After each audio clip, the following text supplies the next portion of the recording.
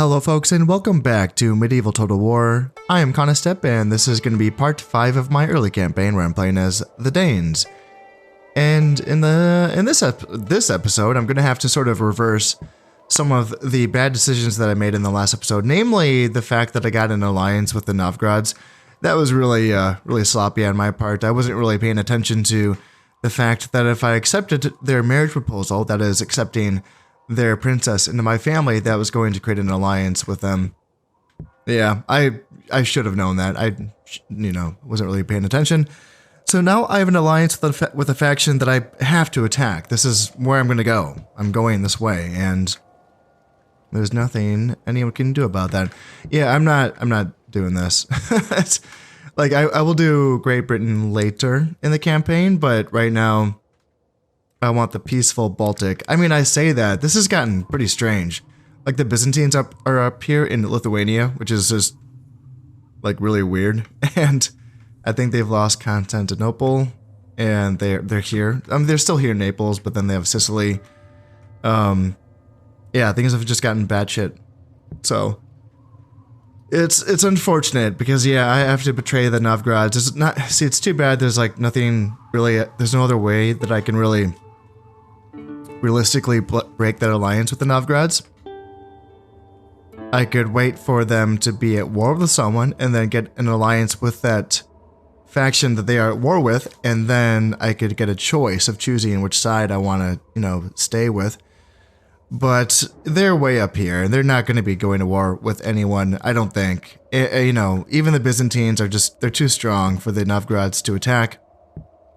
So I don't think that's going to be happening. And yeah, so I have to lose some influence. My king is going to lose some influence, and he does not have a surplus of influence. He has 4 influence. And I think that this is going to be a learning experience for me. I have to sort of like learn these things, right? So how much influence will my king lose? Is it one crown of influence?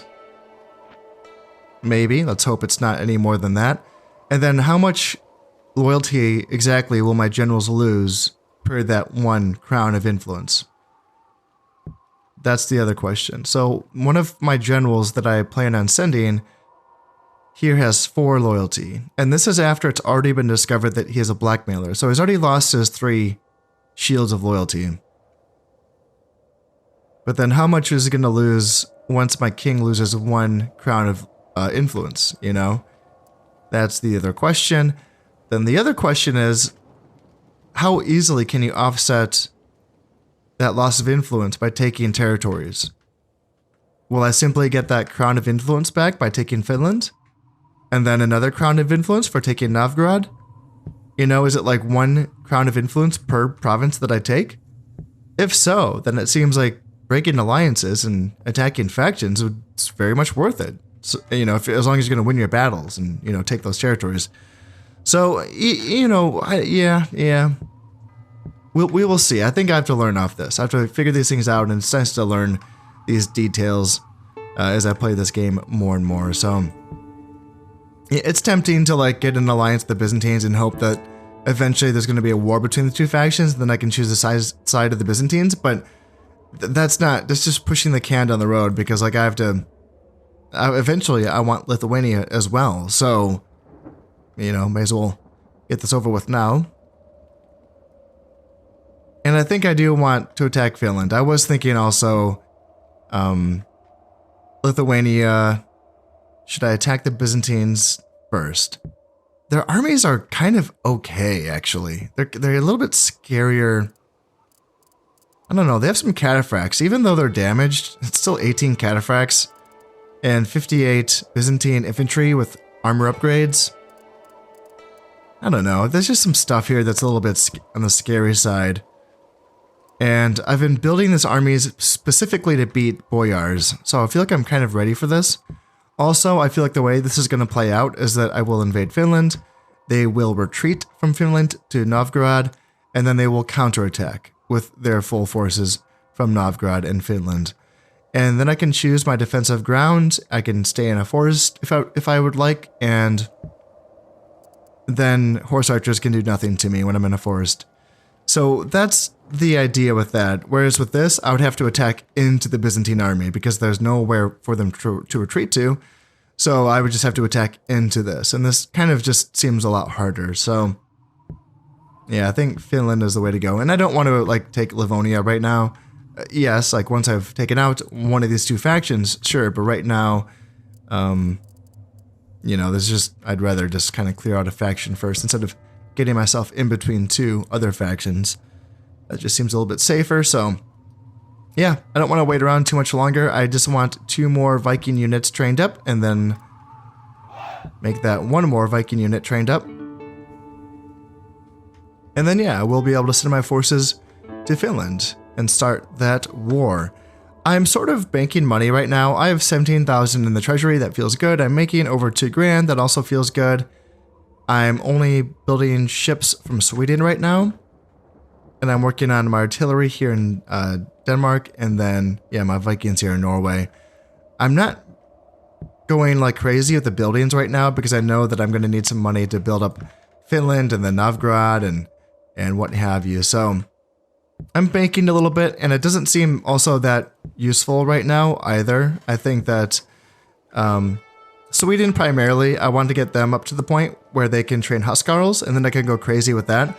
Because Huskarls are going to be this crazy heavy infantry unit that's almost as good as the Byzantine Varangian Guard, except that unlike them, whereas you can train the Varangian Guard all the way through the high period, with the Huskarls you can only train them through the earlier period. So you only, and it takes 2 turns to train 1 unit, I believe, same as the Varangians. So you want to get as many of them out as you can before the Mongols show up, because when I took these Baltic provinces, and I was wondering almost like if there was enough room between, you know, me and the Mongols for them to not attack me. And oh boy, did they attack me. Yeah, it came. I think they hit me in Lithuania over and over again. So you want to get ready for that.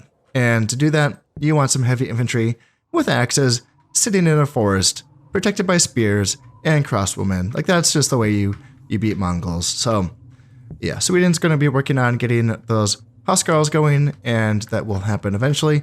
Where are my boats at? I think we're getting down. Yeah, we're getting far. Yeah, that feels good.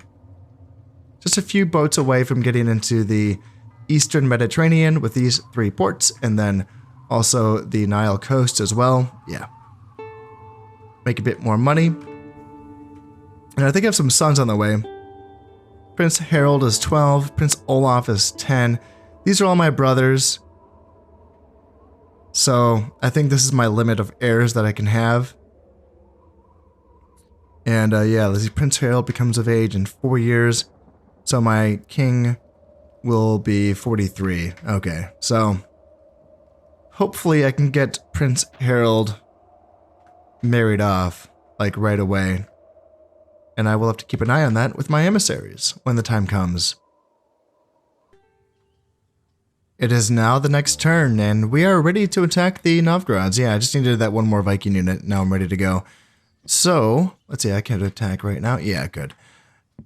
Another idea, I was just thinking of this as well. The governorship of Finland will, at the very least, give some loyalty. So that can also be given to Sir Sten Orvendilson. And his 3 acumen's not bad, so he could be a governor in a pinch, if that's what keeps him happy.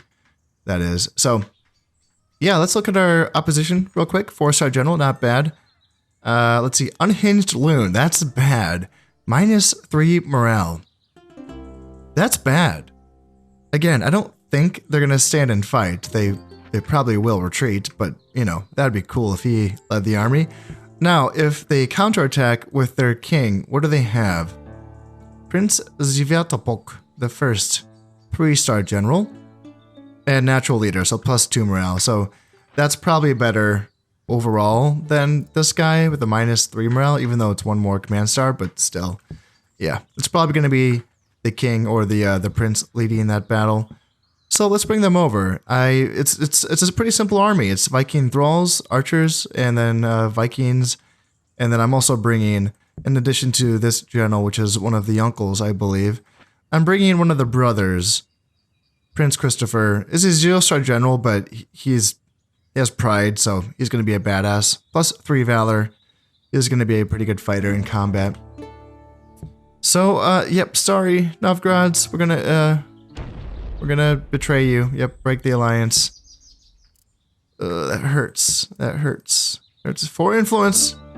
So maybe that goes into effect in the next turn. Then let's bring you over. Then you. You and Zoink. We will leave these guys here. These are the other brothers, just kind of hanging out. I don't need to send the entire family, just in case things go south over here. I can just keep, you know, these guys will be safe. And I think one of them is the heir. Prince Valdemar is still hanging out. Yeah, he's the heir, but he's just like the younger brother. So not too important because, as I mentioned before, I do have sons on the way. In preparation for this conquest of Novgorod lands, I'm going to stop training in Vikings for a minute, and I'm going to start training as Catholic bishops, just because these guys are going to allow me to convert the religion to Catholicism. As you can see, we got 44% pagan, 1% Catholic, and 55% Orthodoxy, so we need to work on that Catholicism, and that can give me an easier time of keeping the population happier in these regions. And also, I want bishops just to spy on other territories. I'm using my emissaries right now to do that, but it'd be nice to have bishops everywhere so that I can know what's going on everywhere. The ships are going to do a lot of that for me, but I want to know everything. So, yes, I'm going to take a little break from training units for now. Hopefully that does not come back to bite me in the butt, but there's 3 French armies sitting right here, you know, as I say that. They're pretty big ones, and they have some good units. Feudal men-at-arms, feudal sergeants. Maybe I should keep training units. Those are big armies. I keep looking for the Germans. They still exist, I believe, right? Yeah, my emissary is going to keep moving around. Hopefully there's just like Germans sitting right here somewhere. Like in Silesia, maybe? And maybe that's why there's 3 French armies on my border, and it has nothing to do with me, hopefully. Alright, let's end this turn and see what the effect, you know, like the influence hit on my king is. He's still at 4, yeah. 4 influence, and let's see how this goes. Also, I want to check this as well. The next counting period is going to be 1175. Okay. So we have some time left. Because I gain a point for every province that I conquer, you know, this can be very valuable. If I take a few provinces before the next counting period, it's going to be a few more points. So, yep. Drop a save, and then end this turn. And let's see. I do anticipate them retreating. That would make the most sense. Is that a fourth stack? Ooh, the Aragonese just attacked the French. Oh, yes. Go Aragon. Yes, they are retreating. No one anticipates the Danish betrayal. And yeah, the French are retreating from the Aragonese in Toulouse. That's a 6-star French general in that castle. Or that keep. Yeah, wow. And, yep, treaty canceled. Let's see. So the Spanish are going to keep their alliance with me. Awesome. Let's see. The Egyptians are breaking their alliance with me. Let's see. You know, do you wish to remain? Oh, you have to choose between the Aragonese and the French. I'm choosing the French. Sorry, Aragon. Yeah, no, I'm not breaking my alliance with the French. That's for goddamn sure. All right, since there's no fortification in Finland, I just took it outright. There's no siege or anything. And now I have to face a counterattack from 6 units of boyars, 4 Vikings, 2 spearmen, 1 woodsman, and 1 peasant.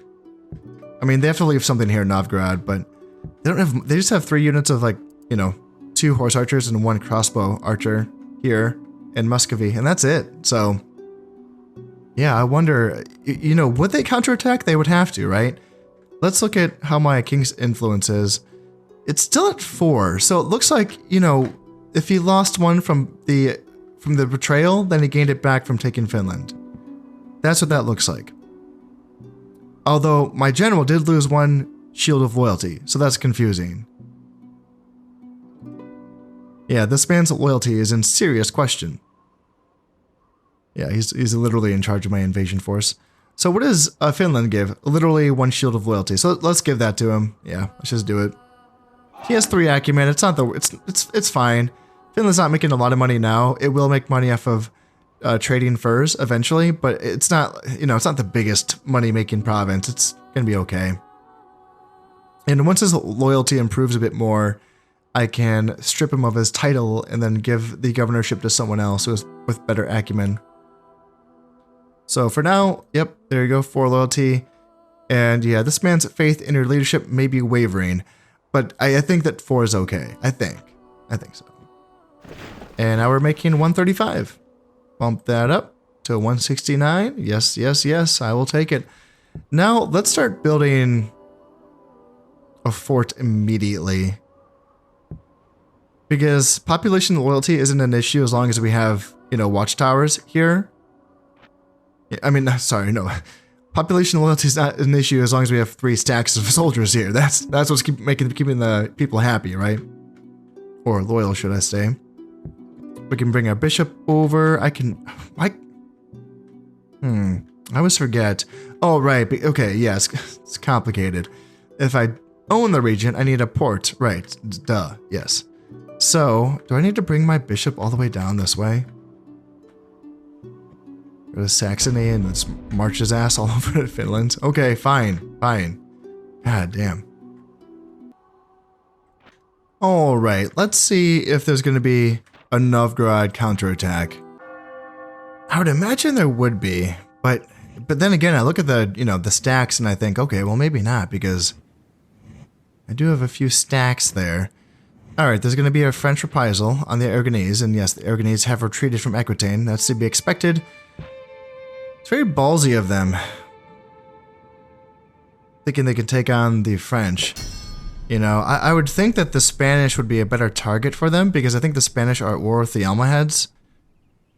I have an armor finished here in Sweden. That might be the last building that I need before I can start training Huscarls. Maybe.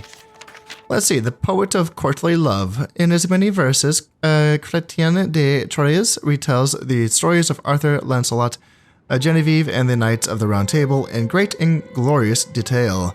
His words speak of the joys and pleasures of romance and love, distracting many from more religious thoughts. Minus 10% zeal in all of France. Okay.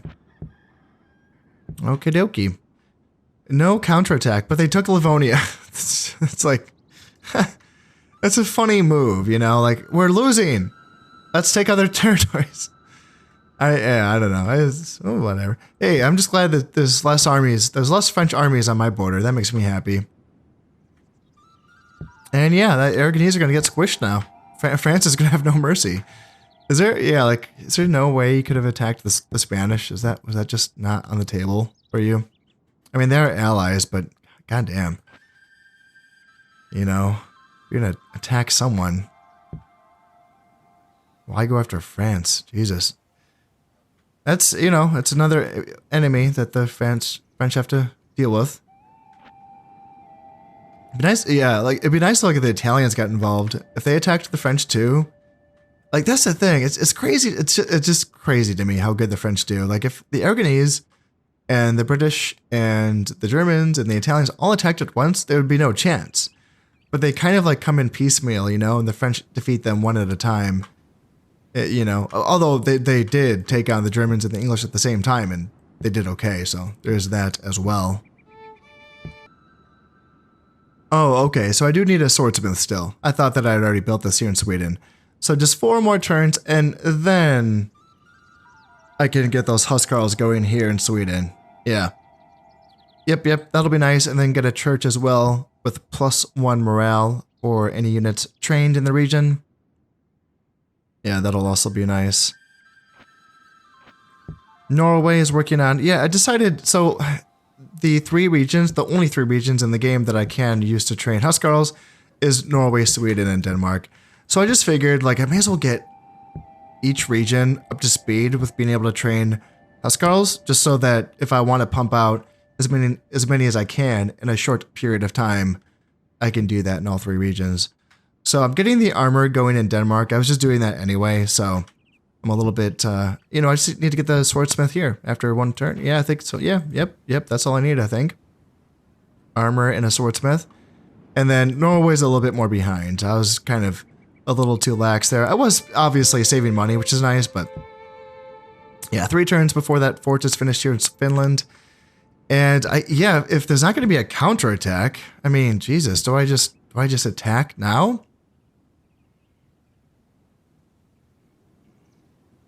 I have to leave something in Finland. But this seems like a good opportunity. Is this the guy with the bad? No, he's not. So 3-star general, no good leadership traits, 3 loyalty. He would absolutely retreat if I attacked with 2 stacks. And then I leave 1 stack here in Finland. I wouldn't even need, I don't know.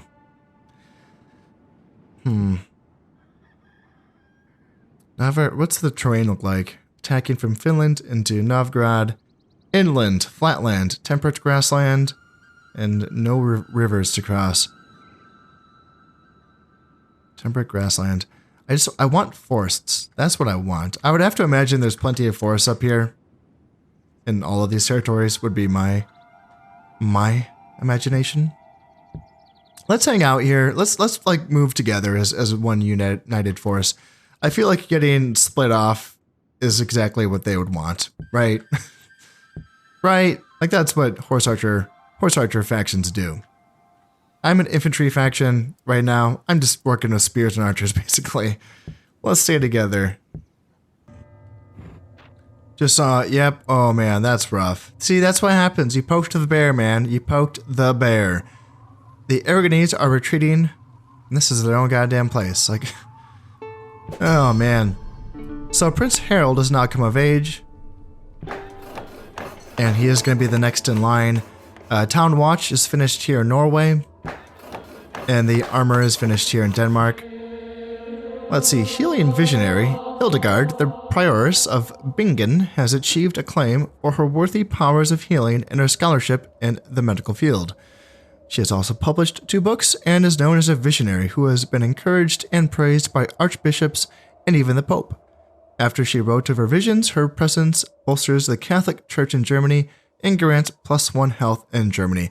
I don't understand that. That doesn't make sense.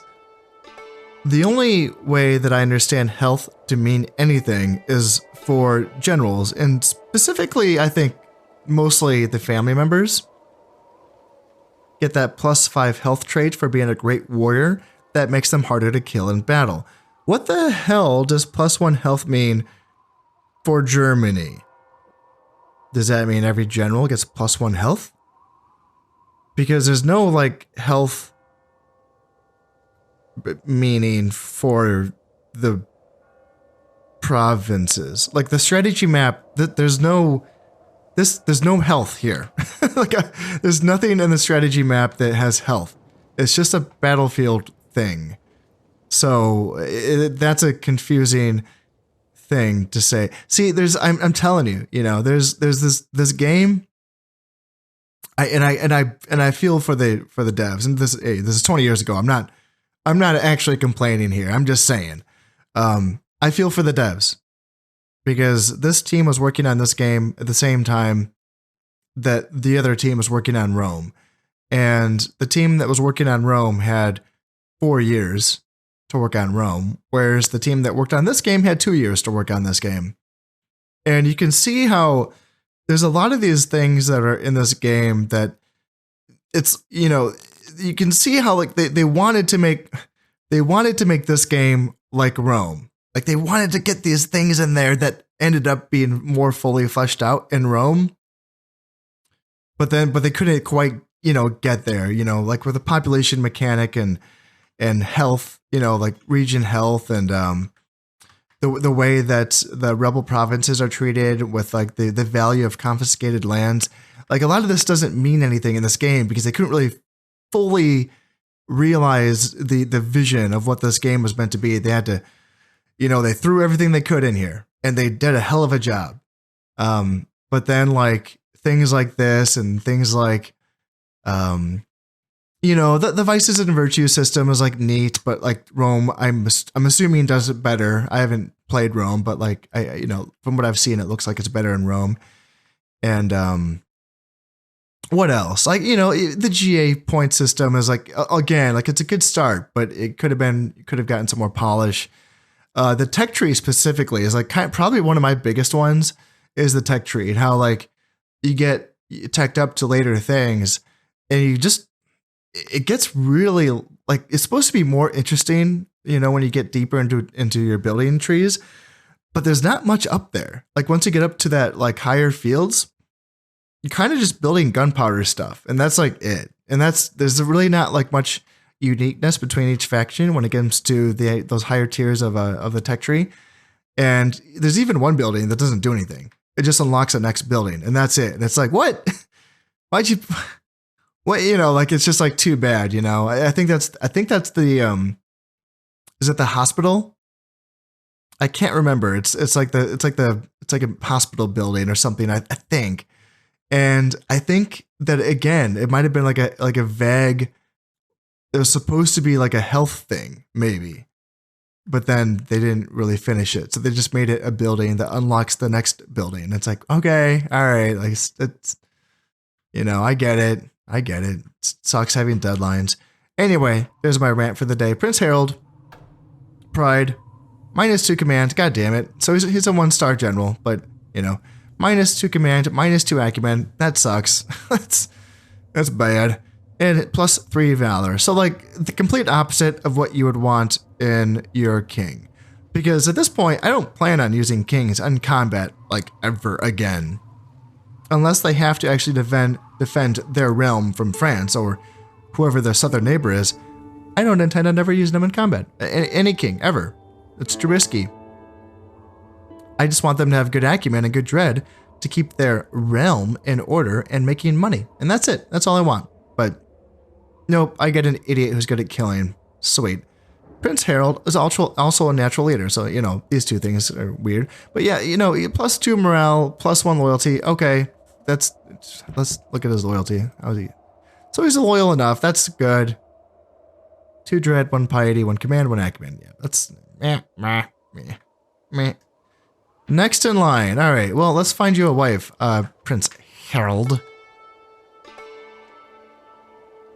I know I have two emissaries just kind of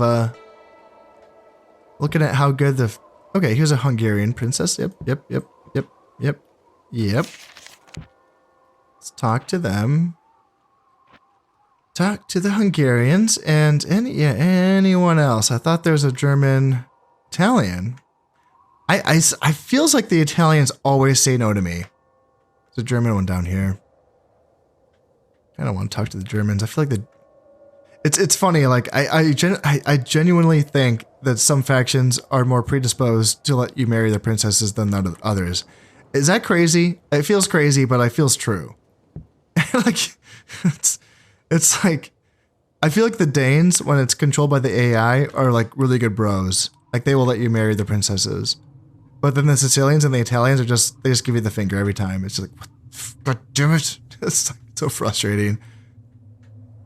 Let's try to talk to her. See, Aragon, you just had to attack the Spanish. They're not that strong. They're not as strong as the freaking French. By God. The Almohads have attacked Cordoba, and they've so far taken it back. Now, there could be a counterattack. Sure. But still.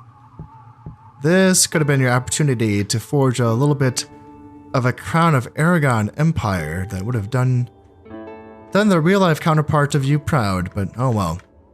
Up here, let's see. I'm thinking about training some Viking landsmen. This is an upgraded unit of Vikings, which unfortunately is going to become outdated after the early period, so I can't train them any longer after the early period. They're expensive. It's cool. It's just like the Vikings in the sense that with the Vikings you can get them at fort level, and you literally just need a fort. With the Viking landsman, you just need a keep. Then that's it. You just need to build a keep, and you can get these guys. they are expensive. You know, 200 florins. Their upkeep is 52 florins. So yeah, it is. But like, they're solid. You know, good defense, good armor, good morale. So let's just get a few of these guys at least going on here, just to get a little bit, just something to make me feel better about myself. Because I'm gonna keep looking at these French armies, thinking like, okay, can I take him? Can I take him? I'm thinking about training some more Royal Knights just to have some more of these guys. But again, that's also expensive. 325 florins to train, and then 62 florins for upkeep. And this is just a 20-man unit. You know, it's not that good. It's just, you know, my only option of heavy cav right now. Oh man, those poor Novgorods. Yeah, that's a big rebellion there in Livonia. I think this might be one of those regions that's very hard to keep controlled just because of population loyalty, like Portugal and Scotland. I think Livonia might be one of those. Yeah, that's a lot of rebels. Let's see, the Aragonese, they're losing, but they're happy. The Word of God, although the North is Christian, at times it seems like the old religions are still lurking in the darker forests. Eric's efforts on behalf of the Church have been prodigious, and the Catholic Church is bolstered throughout Scandinavia by his achievements. Again, pretty vague, right? So what does that mean? Just the percentage of Catholicism has increased in the throughout Scandinavia? Is that what that means? The Byzantines want to become allies. Well, I mean, no, they're at war with the papacy. I can't do that. I can't do that. Sorry, guys. So how is Catholicism? 99%? 98%? 100%? Zeal, 57, 67, 58. That's pretty high. I wonder if that last message was regarding zeal, because this seems pretty high. Considering that I don't have anything that raises zeal. To my understanding, I feel like it's just inquisitors, right? Inquisitors and certain governors also.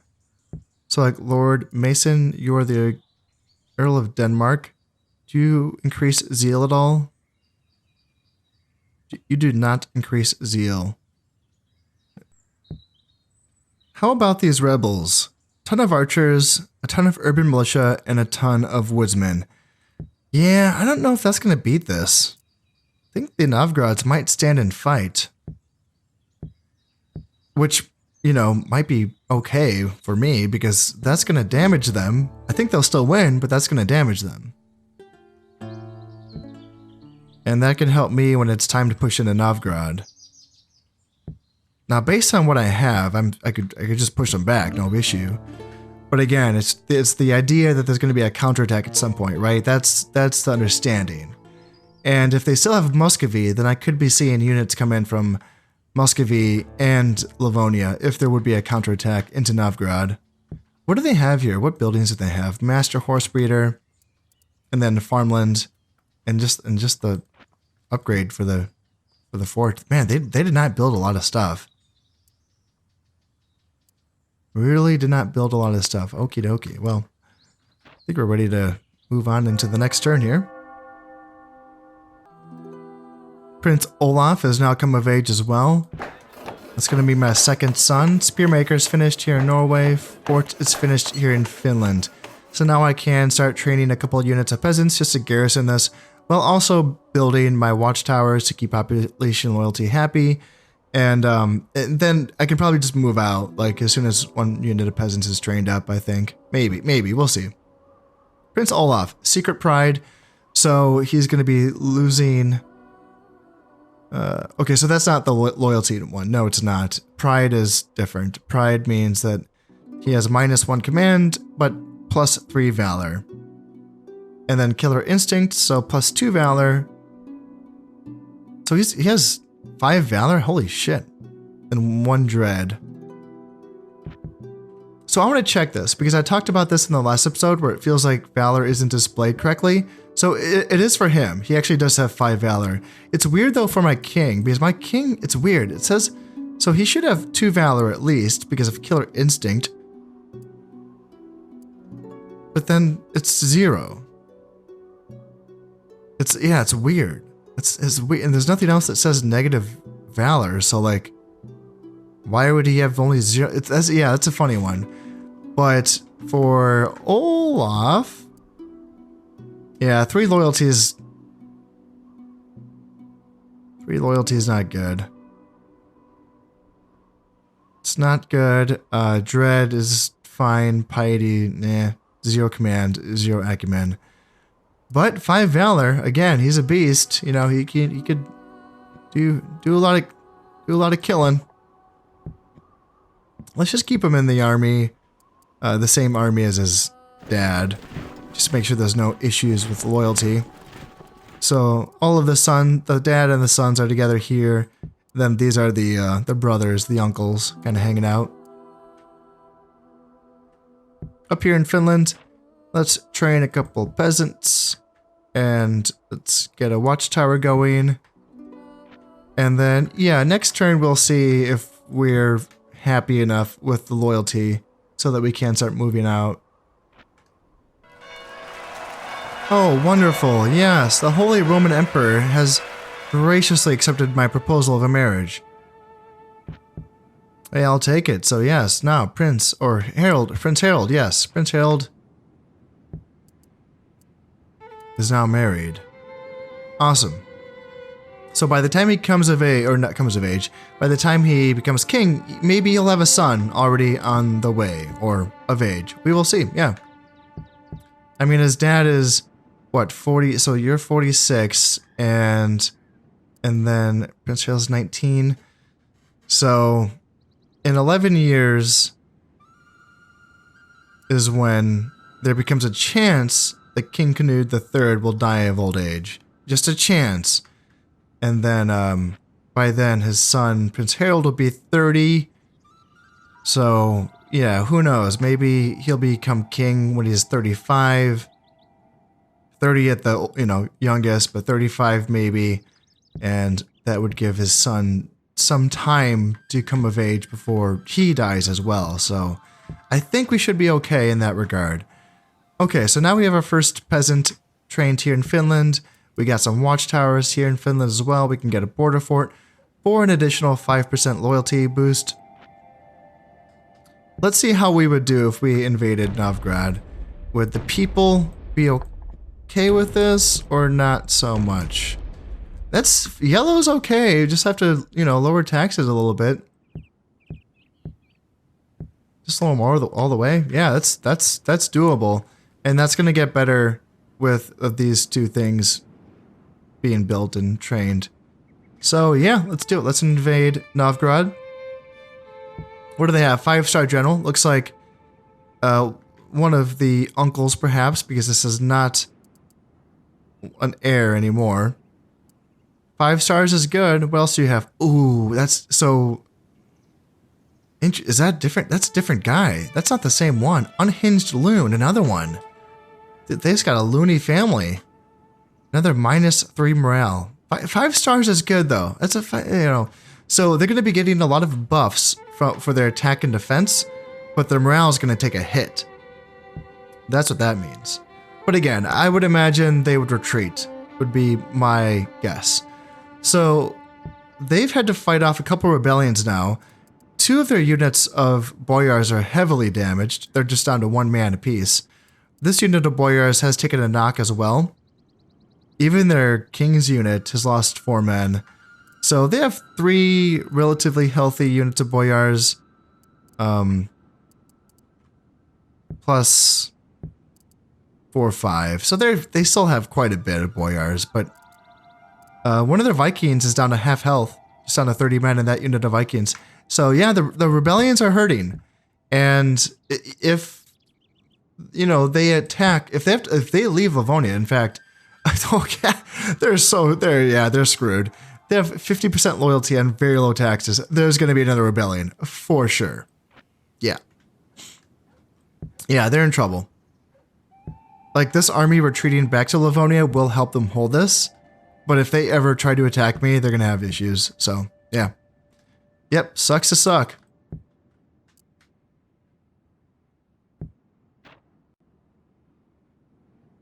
Oh, sweet. And now I can finally train the Viking Huskarls. They are expensive, 425 florins.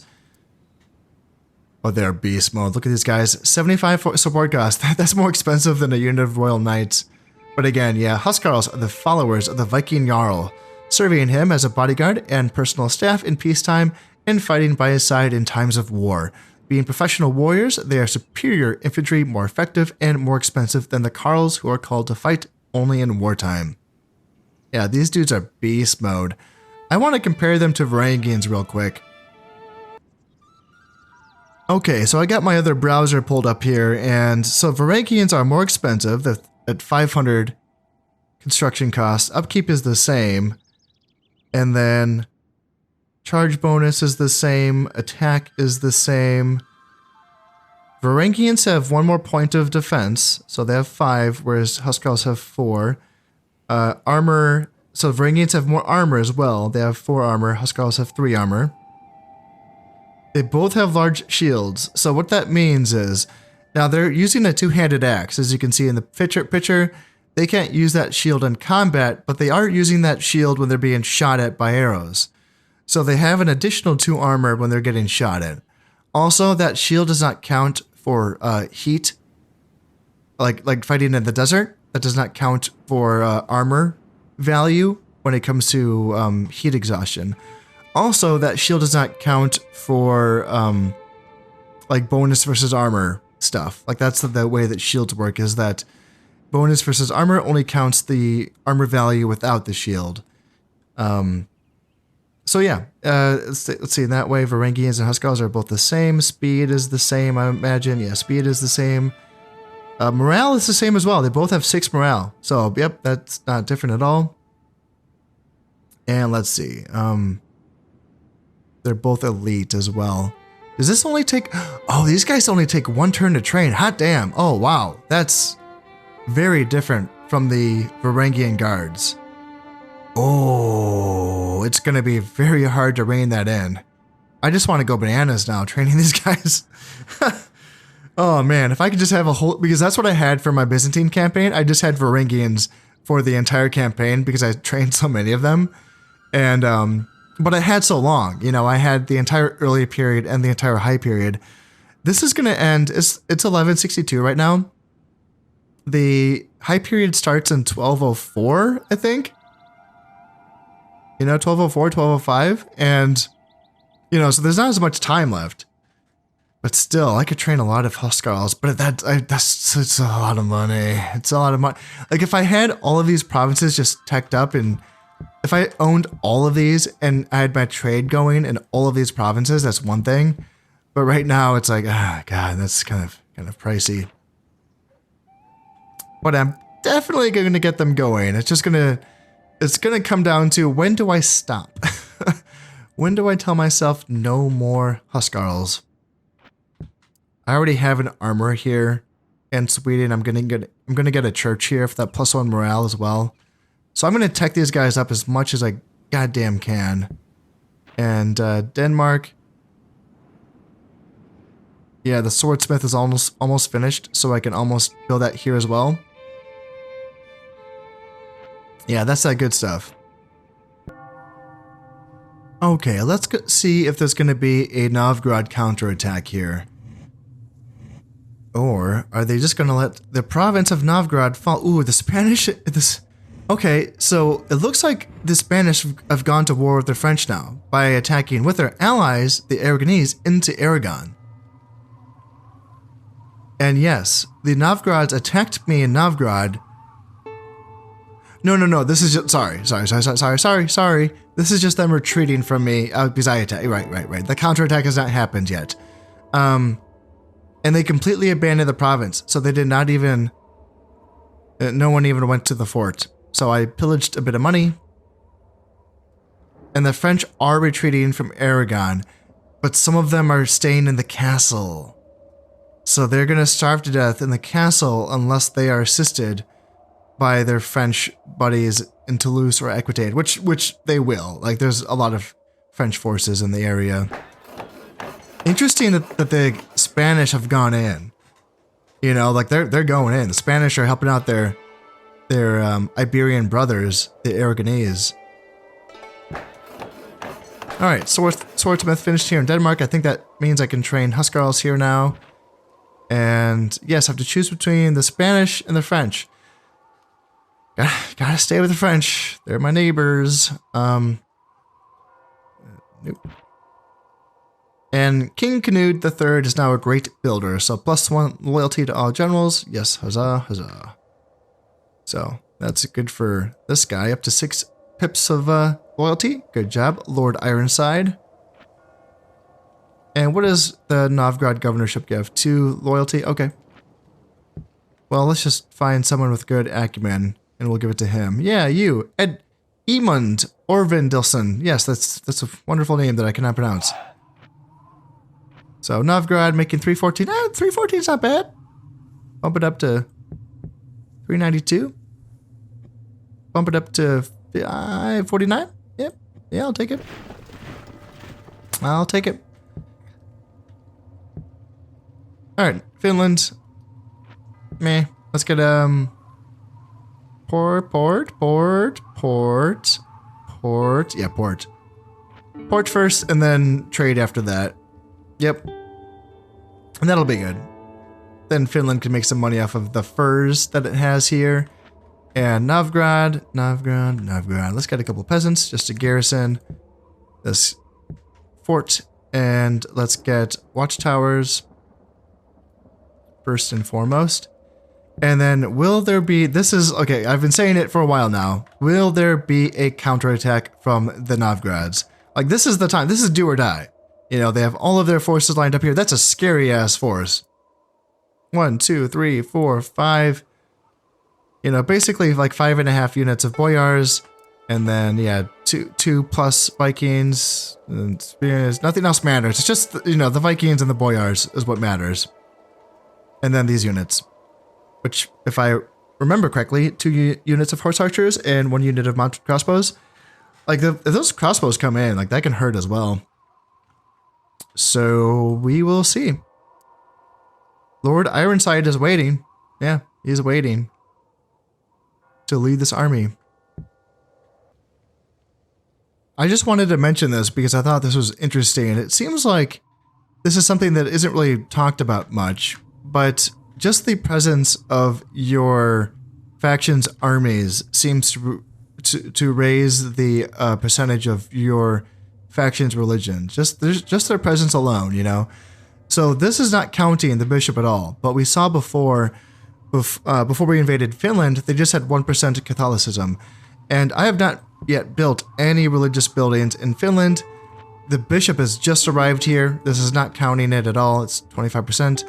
So it's raised 24% in the 6 turns that I've been sitting here in Finland, just with my armies. And that's interesting because I know that Rome has a religion conversion thing, depending on its generals, I believe. Or maybe that's the barbarian invasion, where, like, you know, the general's religion will sort of convert the region's population. And yeah, it seems to be sort of a similar thing here, where you don't need religious agents necessarily, because your armies will do it as well over time. That's kind of a neat thing. I don't know if I've ever really specifically read that anywhere. So yeah, in case you did not know that, there you go. That's as good as proof as I can see. So let's see if we're going to get a counterattack from the Novgorods. This is do or die for them. You know, they gotta go. It's go time.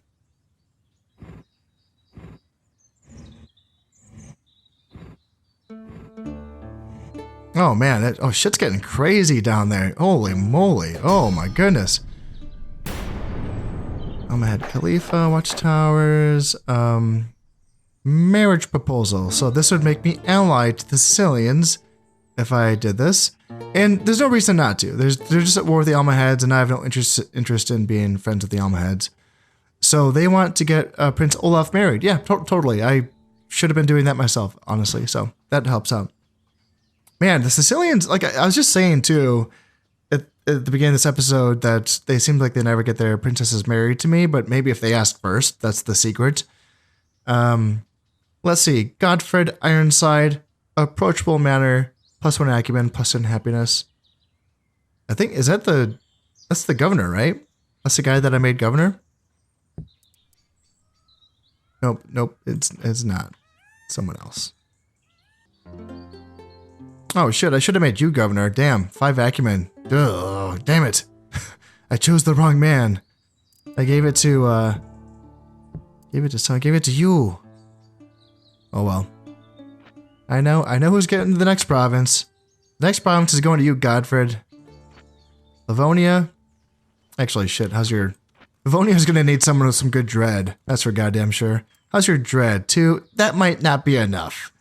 I might need some fucking madman. Some psychopath who will keep the people of Livonia. Apparently everyone that I have is just way too nice to be governor of Livonia.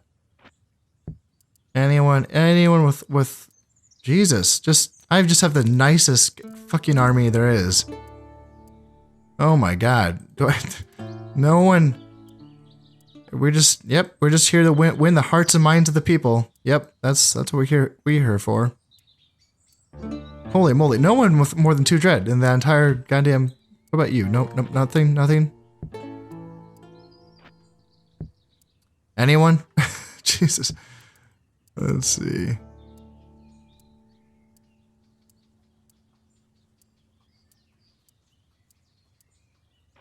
Three dread on this man. Hakan Stenkilson. 1 piety. How's the zeal? Is zeal here? Oh, holy shit. I thought the zeal was 92%, which I don't think I've ever seen that high before. No, zeal's 18%. So piety does not matter. We just need dread, and 3 dread on this man is the best I got, I think. Yep. That'll have to do.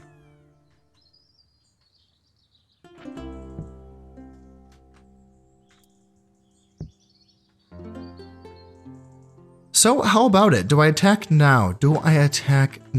It's, man, very high taxes, loyalties at 92%, so there's an 8% chance of rebellion.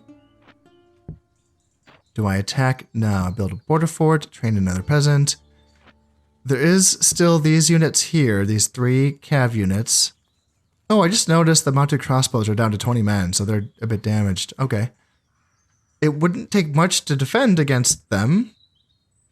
You know, I would just need, like, some spears and some archers. Hiding in a forest. What's the terrain look like if you attack into here? So, plains, grassland, inland, no waterways. Okay. Okay. Well, I did decide to bring over a unit of landsmen and huskarls from my mainland. In fact, let's bring another huskarls as well.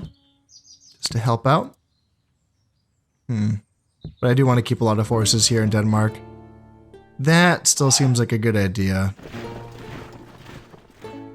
But let's go. Let's do it. It's go time. You know, let's take out the Novgorods. Let's get a fight in. So yeah, let's bring you and you. I mean, I could just leave 3 Viking thralls and 3 archers. That should be plenty enough. Like, I don't think they would even attack if I just left that here. Might be overkill, but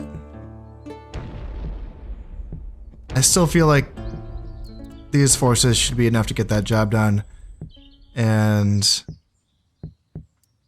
yeah, I can even leave them a ballista. No, they're not going to attack. They're not going to. There's no point. Just bring the ballista so that it can be used to siege the Novgorods here in that castle. And let's do that for loyalty. Alright, let's dive into this battle. This episode might go a little bit long, but I feel like I've been holding this off for too long. I need to get a battle in here.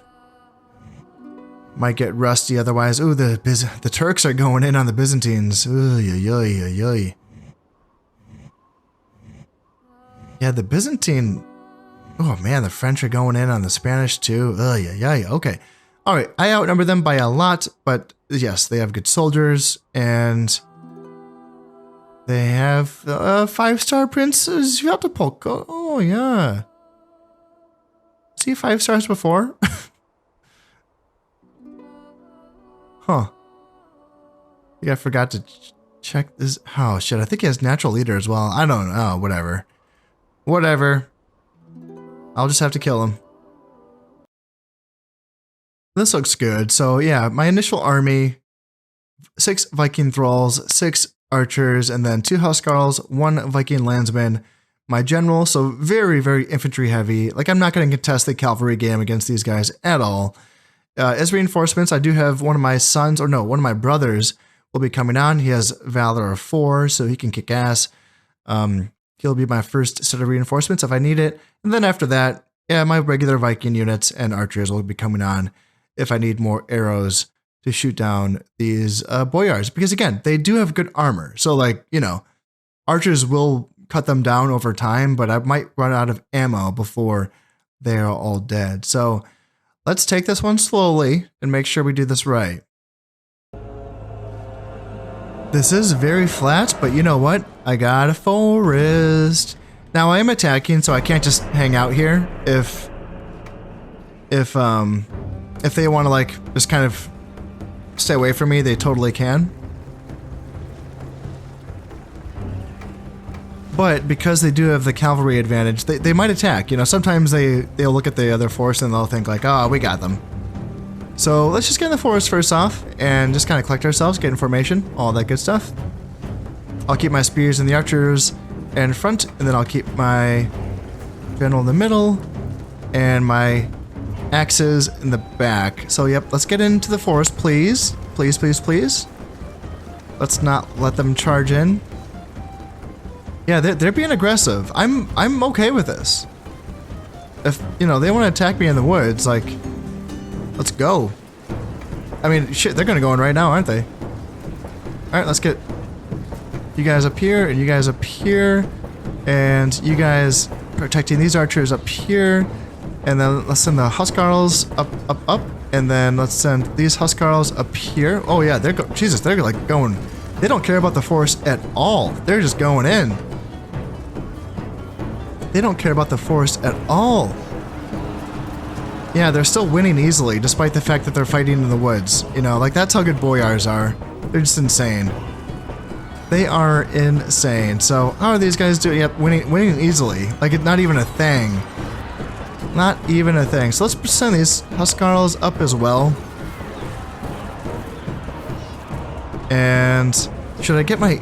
See, I'm, like, worried about getting my general in here. Because I feel like I need to keep my general back in case, yeah, like this. Like that comes in and surrounds my general. Like, no thank you. No freaking thank you. So let's get these thralls up here and protect.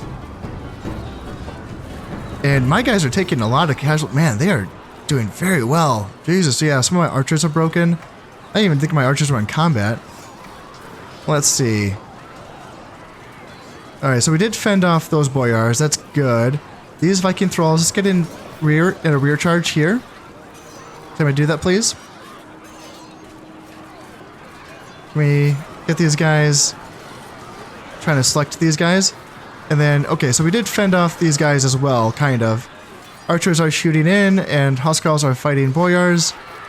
Yeah, tough freaking fight. So we are cutting down that unit by using like 12 of our units. And then, yeah, as you can see by the kill ratio, we're losing a lot of men, but that's how this was going to be the whole time, you know. All right, so let's try to, you know, if they're going to engage here, they keep pulling back, but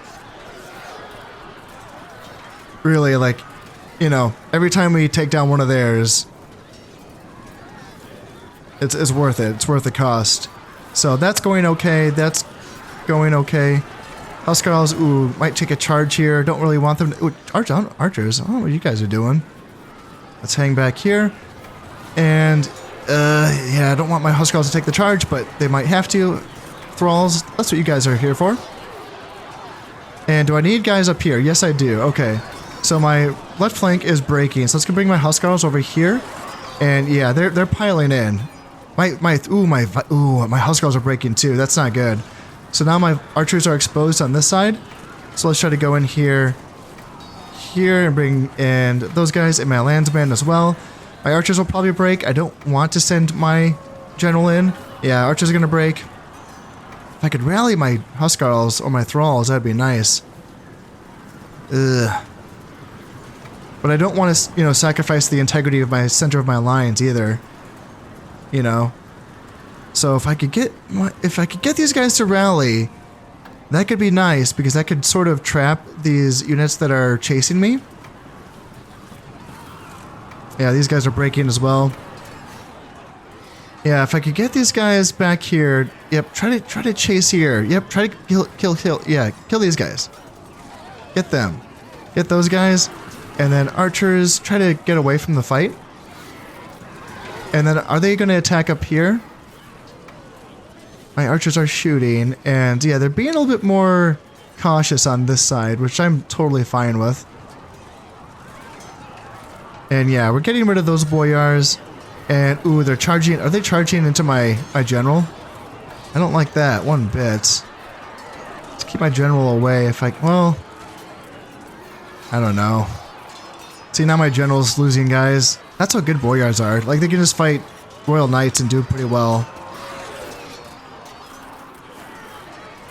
Let's see, it looks like they attacked up here. They are attacking my thralls. And yeah, I have no axes on this side. So, did my guys rally? Yes, they did finally rally. Good, good, good. Get them back. Get them back. Get them back. Huskarls, get back. Get back. And then archers, get back as well. Yeah, tough freaking fight. Yeah, tough fight. This was to be expected, but yeah, this is... I kind of wasn't expecting like this much aggression in the beginning. How are we doing here? Looks like we might fend off those boyars. And then on this side, yeah, it's crazy how good they're fighting in the woods. You know, horse archers attacked me in the woods and they're still like doing very well. You know? Okay, so these guys are not charging my archers. That's good. Let's try to get my thralls over here to protect my archers on this side. And it looks like we're going to win over here. So let's get these thralls up and try to protect here. And get these thralls. Protect my king. Yep, protect my king. Protect my... Not my king, my general. My general, my general. Yep. And then you guys come up here as well. I just want to keep my general in the pocket, you know, like a quarterback. Keep him protected. Keep his, you know, his command, his influence, all that good stuff. But... don't, you know, try not to let them get into the fight. And if I can bring on reinforcements, nope, nothing's completely off the field yet. Alright, one boyar's left here so I can get rid of these. I can bring these Huskarls over here to fight. And I can leave these landsmen to fight this remaining... Oh, he's dead. Sweet, so let's bring them over. And yeah, we get some boyars coming in on this side. More of my guys are breaking, so let's bring my general back a little bit here. And yeah, a lot of my guys are running away. Alright, let's start bringing on reinforcements now. And there we go. And ooh, there's a break there. Let's get Huskarls in front of these boyars.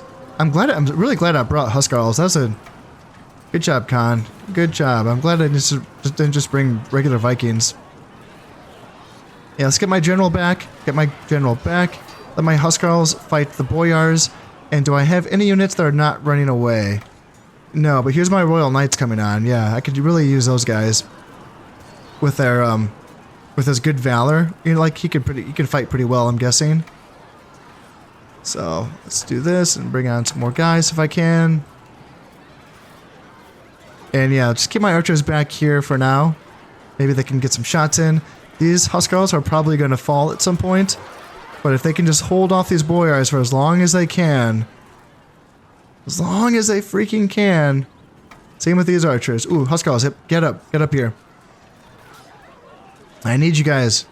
Oh, nope, misclick. Nope, misclick. Come back. And then, yeah, Royal Knights, like, charge in. And then, yeah, Vikings. And, not that. Vikings, you, and you all come up here. And then archers can come up as well. And are my My Huskarls are they're still fighting. Man, what beasts. And my Landsmen too. My Landsmen and my Huskarls are fighting side by side. Archers are firing in. Let's see, let's get these Huskarls up here, and then Royal Knights come up here to get a charge in on these boyars. And it looks like we fended them off with my 2 units of axemen in the woods. Oh my goodness. Oh my freaking goodness. So we still have these boyars here, and there's still the general unit in the back. And that was just their cavalry. Like, there's still infantry, right? Don't they still have some, like, Vikings somewhere? Some Vikings and some spearmen hanging around? Yeah, holy shit, that was a scrap. Just to get rid of their boyars.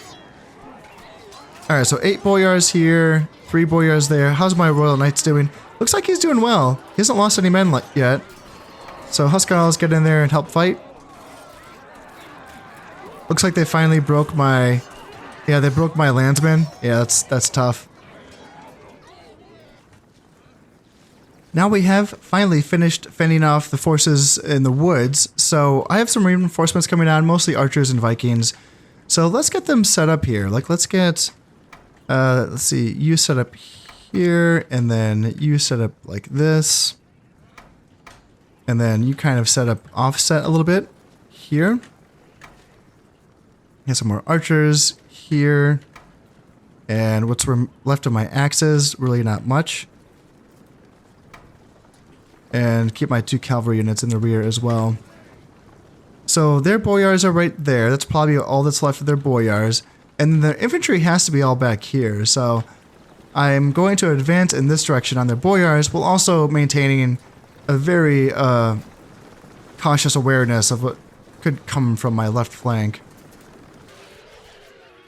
Our archers are now in range of this unit of boyars, so let's just cut him down. There's only 2 left, and yeah, that's how good they are. They're just going to fight to the last man, you know? And then on this side, there's 5 of them, so I have 1 unit of archers that can fire into them.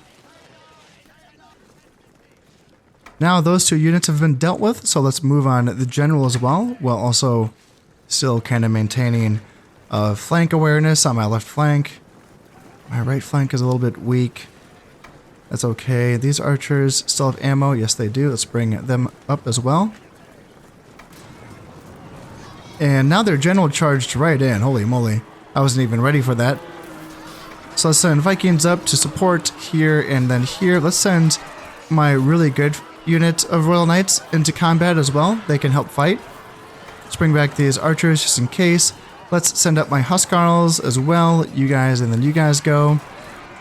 And we should be able to overwhelm these guys. I say that, but like, you know, it says they're winning easily. Fighting 2 units of Vikings, plus a unit of Royal Knights, plus, yeah, Huskarls are on the way. But this is their prince, their king, so once he is dead, the rest of their army should be having some morale issues. Also, I have to keep in mind, though, that there is a very real possibility that this army is receiving a morale buff just because this is their last territory and there is no place for them to retreat to, so this might be a fight to the last man kind of battle, even for their infantry units. This prince is really putting up a fight. Holy moly, he is just... There he is. There he is. Alright. Yeah, he fought like a beast. Alright, let's get formed up here. This is what's left of my 2 Viking units. Those are fresh units before they fought against that 1 unit of boyars. Holy smokes. That's just insane. Alright, maybe I should lead with my left flank, actually. And then my center can just be in reserve. Kind of, like that. Or just, I don't know, off to the side, maybe. And then, yeah, right flank. Like that. These archers in the rear. And then maybe just bring up my Huskarls on this side to kind of just be like that. Yeah, they got damaged as well. Yeah, they're hurting.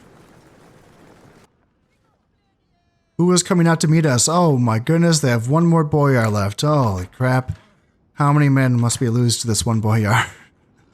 It looks like they have another horse archer back there as well. Alright, well, let's shoot him down with our... Oh, there he goes. Alright, that was easy enough. And then they have a horse archer unit coming in, or just a one-man horse archer coming in as well. But where is their infantry? They should have some spears and some Vikings. So far, still nothing. Okay, there they are. There they are. I was getting a little creepy there for a moment. Alright, woodsmen, spearmen. Okay. So at least my right flank has 2 capable units that can deal with that. Let's bring over these archers to help out. Let's bring over these royal knights to help out. Let's bring the king a little bit closer as well. And then you guys can come over to help out. Let's see, 36 Vikings against 12 Vikings, 60 Vikings versus those spearmen. And let's put you in wedge formation and get ready to charge into the rear. And then bring over you guys as, let's go, there's, so 100 peasants.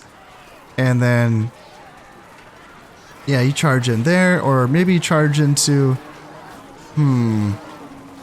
let's get you guys, go after these Vikings here. And then Royal Knights, get ready to rear charge into the Woodsmen. And then, let's see, anyone on this side? No, nothing. So they need to come all the way over here. Yeah, you guys need to hurry up. Hurry up, hurry up. You guys go as well. And let's get a rear charge in here with my Royal Knights. And then, how are we doing? Even fight, even fight. Let's put you on close formation and get in here.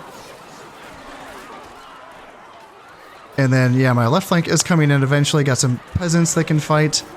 And it looks like we are breaking them. Yeah, my cav charge onto their flank. Yep, there we go. Awesome, perfect. Let's try to get my general in here to get some kills. And we can try to run down as many of these guys as we can. But awesome. They are fleeing the field. And it looks like, I'm assuming a few of them will get away. And they will retreat to the fort that is in this province. But yeah, that's going to be it for the Novgorods. Tough fight. Holy smokes. Yeah, that was a good tough fight. I did lose over 1,000 men. Holy shit. But I killed 436 and I captured 138. And I get a banging soundtrack. I love the soundtrack. The victory soundtrack is so cool. Viking Huskarls. Yeah, these guys lost 41 men, but they gained 3 valor, 95 kills. Good shit. And Royal Knights. You hear that soundtrack? Oh my god, this thing fucking slaps. It is so good. I can't even concentrate right now. Yeah. 19. Yeah, this Royal Knight unit did well, I gotta say. Prince Christopherson, Christopherson, whatever his fucking name is. What is it? It's Christopher, yeah. Even though he's a shitty governor and a shitty general, man, he can kill people. Yeah, he's good for that. He kind of saved the day, you know. And yeah, archers really struggled. They struggled against the armor of the boyars. They really did. The volume of fire got the job done, but whoosh, whoosh, whoosh, whoosh. Tough fight. You can see why the Novgorods are like a tough faction to rush. You know, like rush them with what? Archers and spears. Hope that they don't break you. They almost broke me. They did break me in the fucking woods. Jesus Christ. That's tough. Tough fight. All right, let's see. The Spanish are retreating from Navarre, from the French, presumably. Yeah, that's... The French are just going to 2v1 or 1v2, the Spanish and Aragonese. Let's see here. Yep, they can't ransom because they are dead. That's it for the Novgorods. Horse farmer. I wanted to get some more cav, so this just allows me to train some more cheap light cav here in Denmark. And let's see, anything? No governors. All right, nothing important there. Livonia is now mine. How long before this fort falls? 2 turns. I might just wait. I don't know. Maybe I can attack. Yeah, I can attack. How's my loyalty here in Livonia? Normal taxes, 163 loyalty. That's fine. That's totally fine. And it'd be cool if I could keep this key or this fort, but we will see. Once I siege it out, we will see what happens. Novgorod can start building a port and a trading post to make money off of its wood and furs. What does Livonia have? Wood and butter. Okay. Okie dokie. Hey, I'll take it. I'll trade anything. I'll trade everything. And so far, this is going well. Conquest of the Baltics is going well so far. And next up, looks like Lithuania. Yeah, looks like we'll have to go to war with the Byzantines just to take this province. So that's going to be interesting. Do they have boats in the water that I have to worry about? They do. They have a dromon here in the Straits of Sicily. And do they have any other boats? They have a... Oh, that's my boat. They have another dromon here in the Sea of Crete. That might be it. So I might need a couple more boats in the water. Or not that. What I can do is I can just bring multiple boats from different regions to come in here and fight the dromon. The trouble with the dromons is that they are the fastest boat in the game with a speed of 4. I think that makes them the fastest boat in the game. So if they want to get away, they can get away because I don't think my longboats, yeah, speed of 3, they will not catch them. So catching a dromon can be like the most annoying thing in this game. Yeah. That's going to be kind of frustrating, but who knew the Byzantines are going to be up here in fucking Lithuania? This is crazy. What the hell is going on? Anyway, that is going to be it for this episode. So I hope you've enjoyed this one, and thank you very much for watching. This has been Consolidating playing in Medieval Total War, and thank you very much, and goodbye.